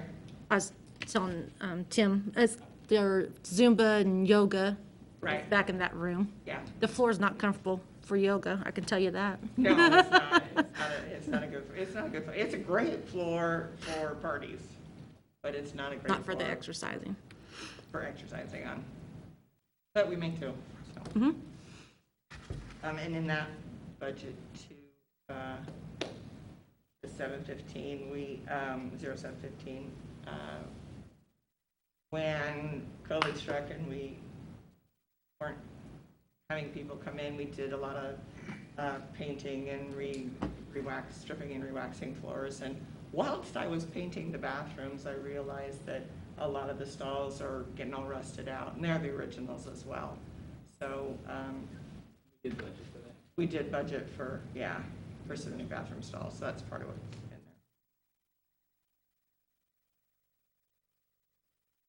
there. Are the fixtures okay in the restrooms too, or not? Pardon me? Are the fixtures, sinks, whatever, those Yeah, okay? we've slowly, Replace those? we've replaced a number of them. Almost all of them, actually, all the faucets. So that floor is the original floor that was probably there when it was built? Tile floor. Do you use the whole thing for exercise class? Entire space? Oh, yeah. Okay. I don't know how many people attend. Well, I noticed we cut your budget, you cut your budget by $13,000. I mean, Like I said, we just. I think guess that- Last year we had. it's up to, definitely something I wouldn't mind seeing, but I guess Alan, and We'll see where it slides. We'll- that's what you guys have to decide messes with your numbers. I don't know how about the rest of you feel about it. I'd like to, we've been waiting that long, and it's It'd be nice kind to of a have. quality of the life flooring. issue thing. I think it'd be a good idea if we can find it somewhere. I know your morning yoga class, you have some elderly that attend that yoga class in the morning with Tachi, so. Yeah, we have a yoga class, and then we have our sim class, which is geared toward The seniors. as well. Yeah. So you got a big age range that goes back in there. No, I think it'd be a good idea if we can find it, if we can do it. Yield to my partners up here. Yeah, No, I'd Make a note of agree. that, Alan. I got them all written down already. It's on the wish list. That's the purpose of these meetings, is to, Yeah. then we'll try to balance out as we move on. What about parking out of Raythert and 12th Street?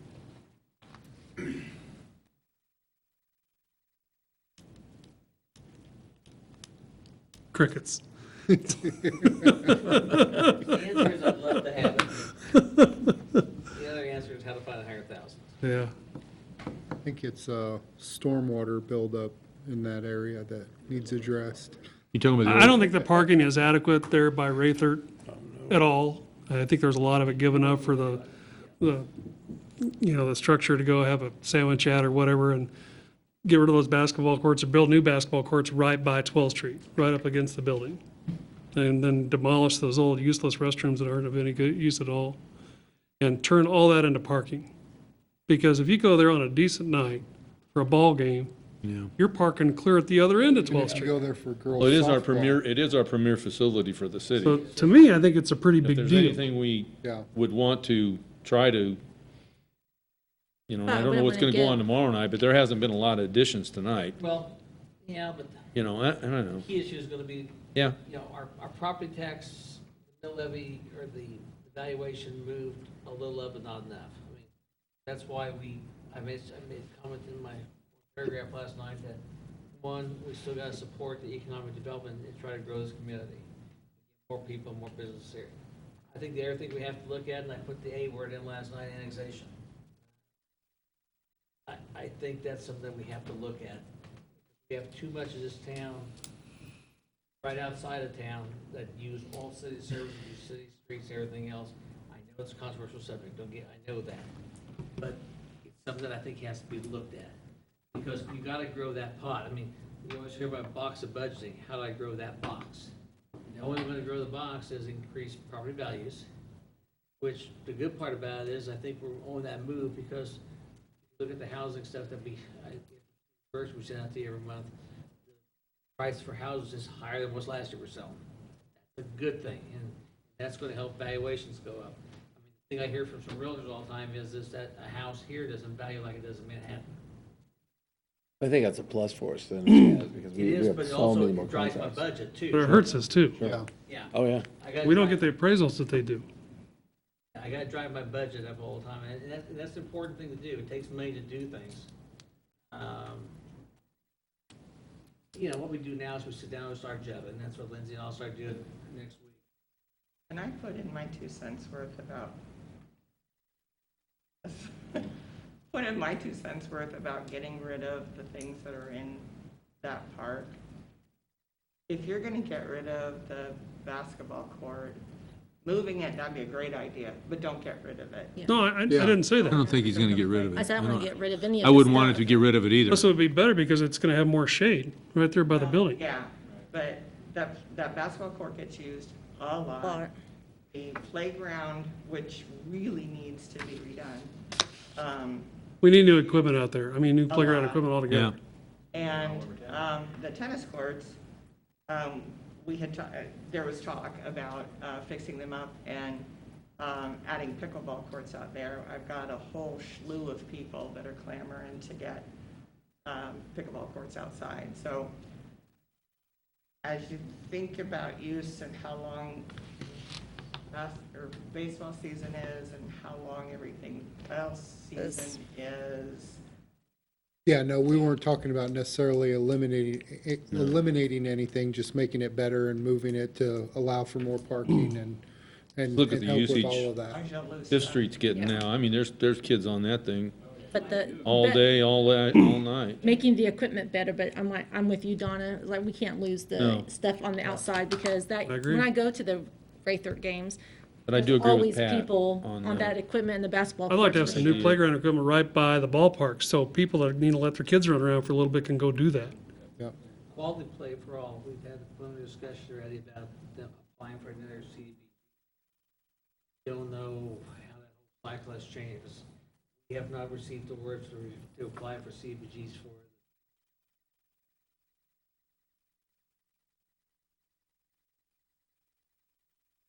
They are talking about the possibility, and so maybe we can incorporate a lot of these things. So it's out there, and that group's done. Thank you, Donna.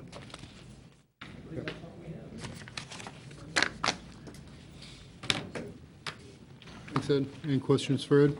Nope, Do we have to have a motion to adjourn? nope, it's just a work session, right? Fine, so moved. Second. All those in Aye. favor, say aye. Aye. Err on the side. See you guys tomorrow.